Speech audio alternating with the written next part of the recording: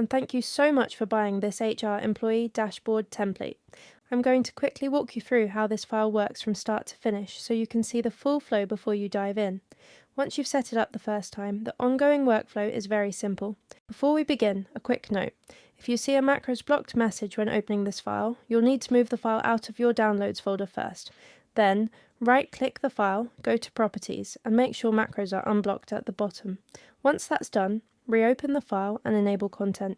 You'll find 5 sheets in this file. The first sheet is the instructions page. This gives you a quick start guide, daily workflow, and troubleshooting tips. Next is the dashboard. This is where all reporting, charts, and slices live. Then you have employee records. This is where all individual employee data is entered. After that is record analysis. This sheet contains the pivot table data that feeds the dashboard and generally doesn't need to be edited.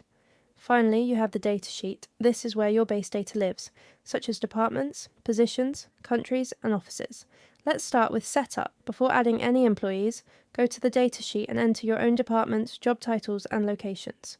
For locations, countries are duplicated per office. For example, if you have staff in Berlin and Munich, you'll list Germany twice. If you're based in the US, you can use either state or city in the office field, but the country will remain USA. Once this is done, click the Update Data button and wait a few moments. This refreshes the drop-down list used in the file. You only need to do this again if you change the datasheet later. Now move to the Employee Records sheet. Before adding your own data, you can click the Delete Demo Data button at the top to clear the example entries. When entering employee information, only type or paste into the non-coloured columns.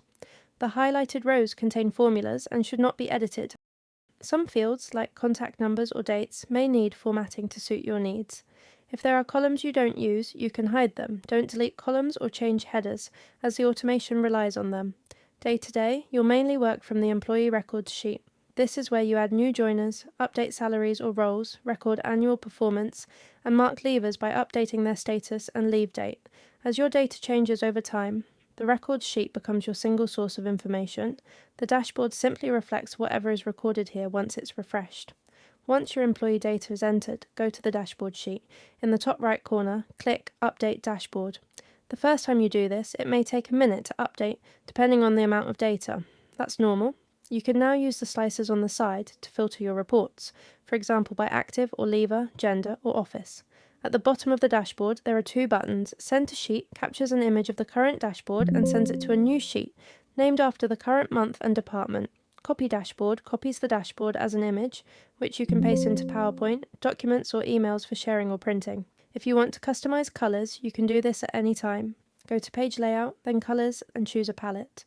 The Employee Records sheet is intentionally protected, so if you're changing themes, unprotect it first by going to the Review tab. Whilst on the Records sheet and pressing Unprotect Sheet, make sure to protect it again afterwards to keep everything safe.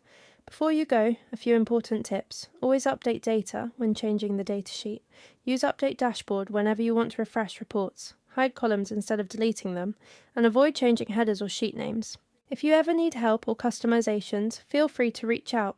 Thanks again for your purchase and enjoy having all your employee reporting in one place.